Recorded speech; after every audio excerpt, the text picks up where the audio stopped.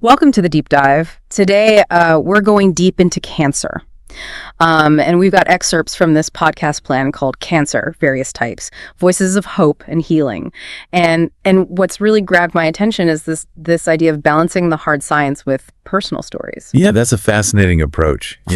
Imagine hearing from leading oncologists about the newest treatments like immunotherapy, where they're training your immune system to fight the cancer cells, but then also getting to hear from survivors and their perspectives. That's a really powerful combination. It is a brilliant point. Knowledge is power, obviously, but how do you take that knowledge and make it both accurate and easy to understand? That's what this plan is trying to solve. And they're proposing a format that's 45 to 60 minutes released every week or two, with each episode being interviews. And that interview format, that's key because it gives you more time and space to explore the topic than a news segment or post online. It allows for more detail, for personal reflection, and for the kind of storytelling that can really connect with listeners. Okay, so let's break down this interview structure. They've got it broken down into segments, starting with an intro to set the stage.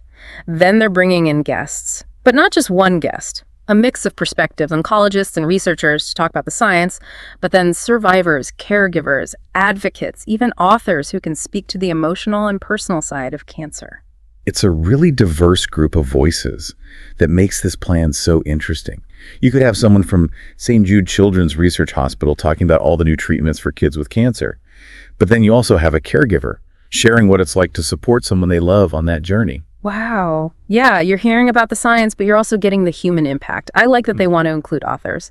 Imagine someone who wrote a book about their cancer journey, sharing all the details, their fears, their hopes, the resilience. It could be really moving for listeners. Absolutely. And to get the most out of these different voices, they've even included sample interview questions in the plan. For the experts, they're focusing on extracting the important medical knowledge. Questions like, what are the newest ways to treat a specific type of cancer? Or what advice would you give someone who just got diagnosed? Yeah, those are the questions that so many people have when they're facing this. It's like they're anticipating what the listener needs to know. And for the survivors, the questions go deeper, more personal. Questions like, how has your view on life changed since your diagnosis? Or what was the hardest part of going through this? Those questions get to the core of the experience. They acknowledge the struggles, but they also make space for talking about being strong, finding hope and meaning amidst all the challenges. And that's where this podcast could be so different.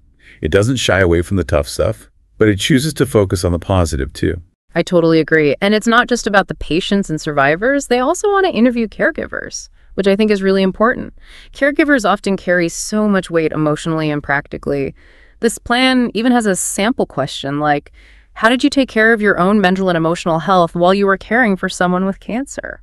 That's a really good question because it can be so draining to support someone going through cancer. Caregivers need support too, and this podcast seems to get that. It's about seeing the whole picture, the whole experience.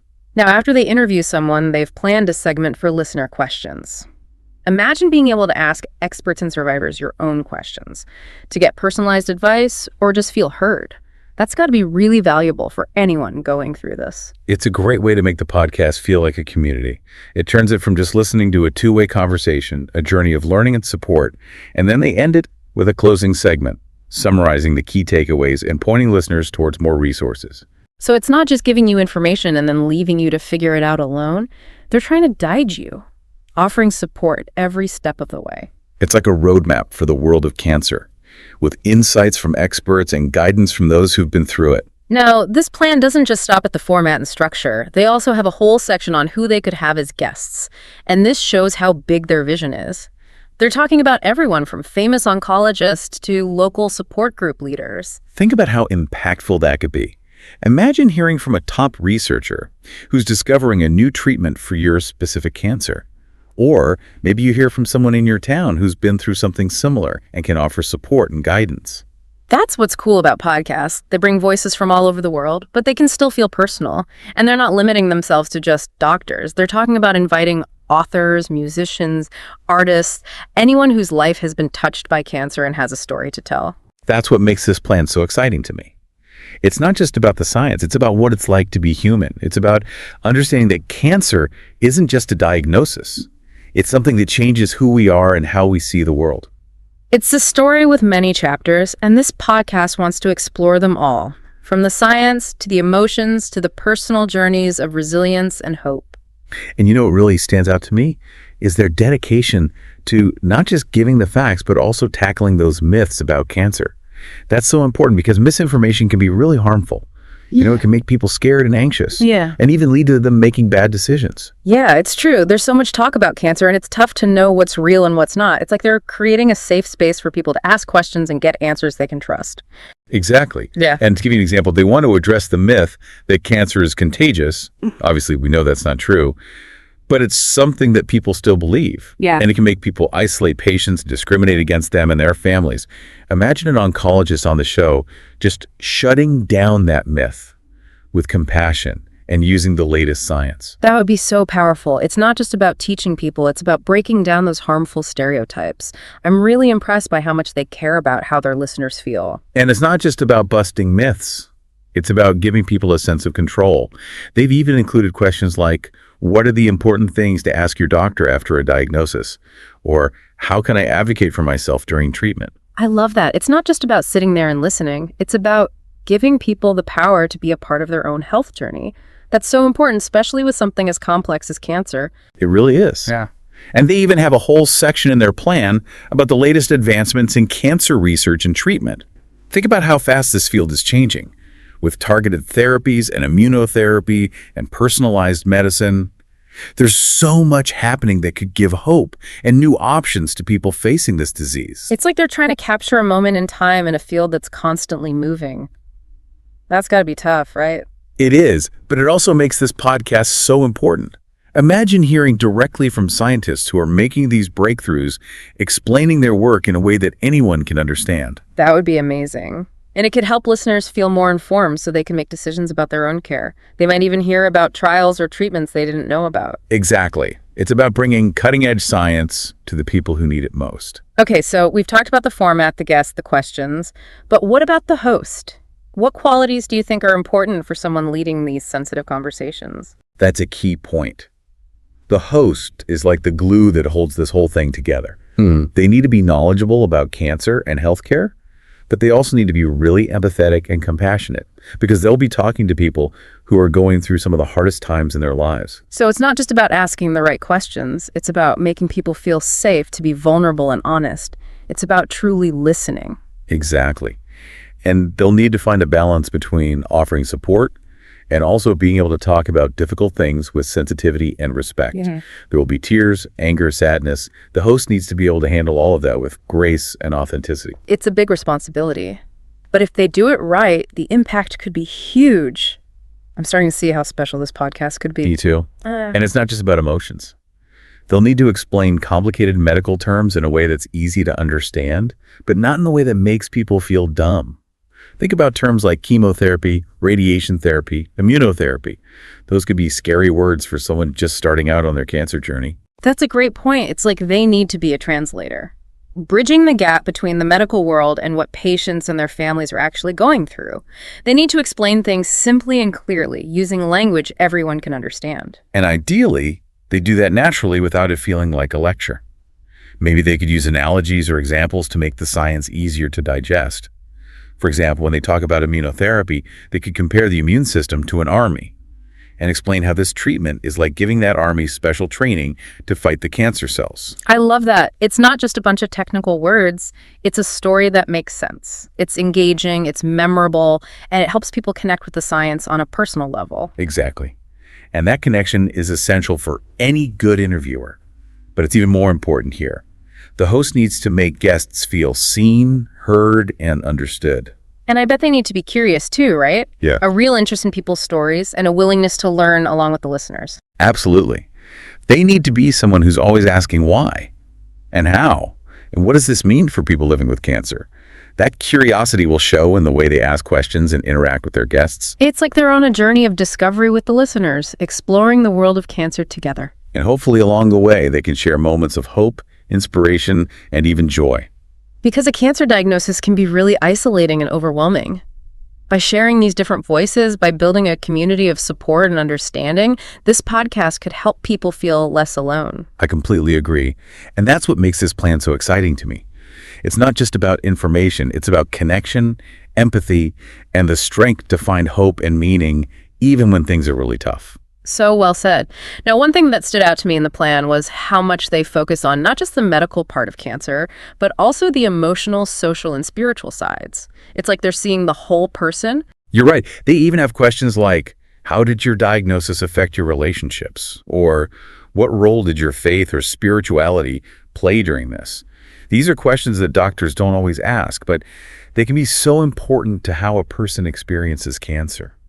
And it's not just about the patients themselves, right? They talk about bringing family members and friends into the conversation too. Yeah. They've got questions like, what advice would you give to someone supporting a loved one with cancer? Or how did your family dynamic change after the diagnosis? I love that they want to include the whole support system. It reminds us that cancer doesn't just affect the person who's sick, it affects everyone around them. Exactly. And by letting people share those experiences, they're helping us understand what it really means to live with and support someone going through cancer. And they've been smart about the logistics. They've got a clear plan for each episode, with time for listener questions, which I think is really important for making it feel interactive. Yeah. And they mention how important it is to give listeners additional resources and support. They're not just throwing information out there and then leaving people to figure it out on their own. It's like a complete guide to the world of cancer, with expert advice, personal stories, and practical tips all woven together. And to bring it all together, they even talk about using music and sound to create the right atmosphere for the podcast. They want it to be uplifting and thought-provoking, something that reflects the raw emotions while also giving a sense of hope and strength. I can almost hear it. Acoustic guitar, maybe piano, maybe even nature sounds, something authentic and real, like you're sitting in the room with these people listening to their stories. That's perfect. And they even suggest using music made by cancer survivors or their families, which would make it even more personal and creative. That's such a beautiful idea. It would be a way to honor the strength and resilience of these people and show how healing art and self-expression can be. And it reminds us that even when things are really tough, people can still find ways to create beauty and meaning. You know, as we're talking about this, I'm realizing this podcast could be much more than just a source of information. It could be a source of comfort, a community, a way to help people heal and grow. Absolutely. And by bringing together all these different voices, experts, survivors, caregivers, artists, they're making something really special. It's a podcast that could change the way we think about and talk about cancer. Now, one thing we haven't really talked about is why they chose to focus on voices of hope and healing. I found that interesting. Was there anything in the plan about how they would balance that positive outlook with the reality of cancer, which can be pretty tough sometimes? That's a great question. And you're right, it's not always easy to be hopeful when you're facing cancer, but I think that's exactly why this podcast is so important. It's not about pretending that cancer isn't hard or sugarcoating the experience. It's more about focusing on how strong people can be and the chance for healing, both physically and emotionally. Exactly. It's about reminding people that there is life beyond cancer and that there's always hope even when things are dark. And by sharing stories of survival, courage, and even joy in the face of hardship, they're giving listeners strength and inspiration. It's like they're saying, yeah, this is tough, but you're not alone, and there are reasons to keep going. And by giving these voices a platform to be heard, they're changing the way we talk about cancer, moving away from fear and despair and towards something more hopeful and empowering. I love that. It's about taking back the story and focusing on the strength and resilience of the human spirit. Exactly.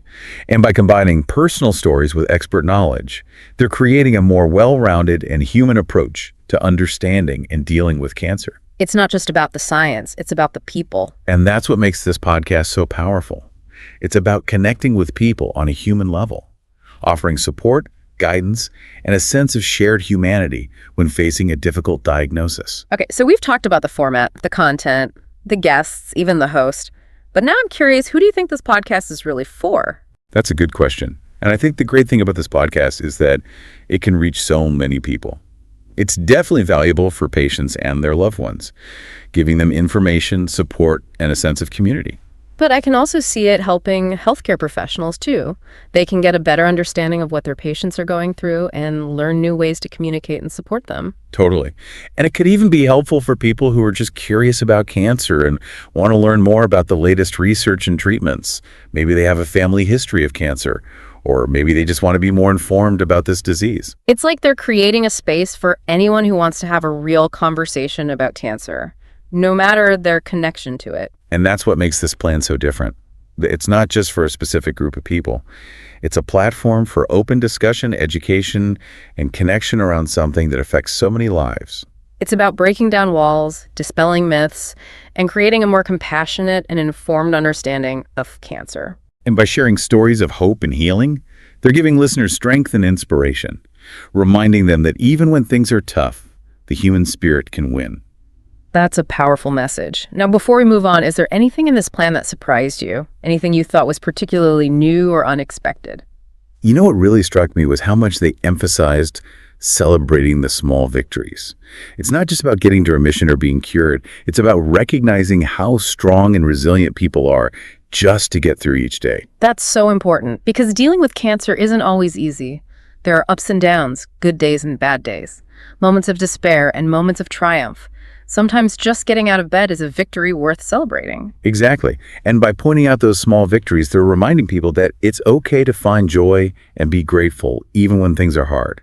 It's about embracing all of life's experiences, even the messy, the difficult, and the unexpected. It's about finding those little bits of hope, even in the darkest times. And by sharing those stories, they're giving listeners permission to do the same.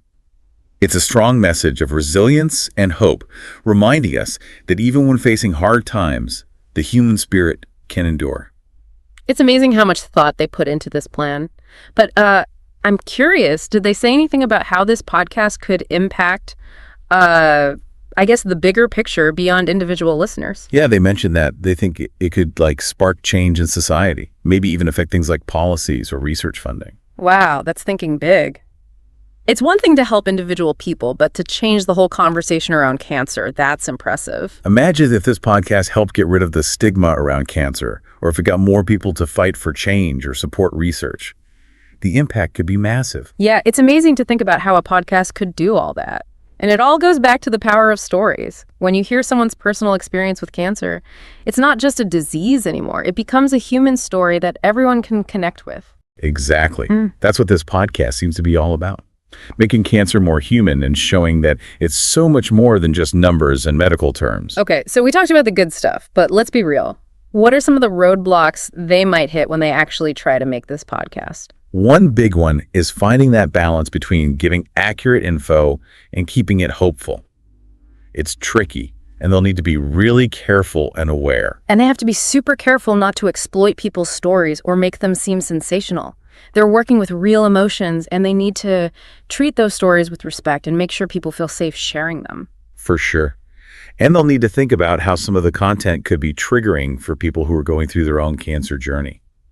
It's important to give warnings and offer resources for those listeners. That's also important. They've also got to keep up with all the new cancer research and treatments. It's a field that's always changing, and they need experts to help them stay informed. And of course, there's all the work that goes into making a quality podcast, finding guests, recording, editing, promoting the episodes. It's a lot. It is, but from their plan, it seems like they're ready for those challenges. They've clearly put in the work and are really passionate about this project. And I think you'll be able to see that passion in the final product. Yeah. If they can pull this off, they could create something really special. A podcast that not only teaches people, but also inspires them, connects them, and makes them feel empowered. And that brings us to the end of our deep dive into this podcast plan. What's the one thing you want listeners to remember from today? I hope they're inspired by the idea behind this podcast. Yeah.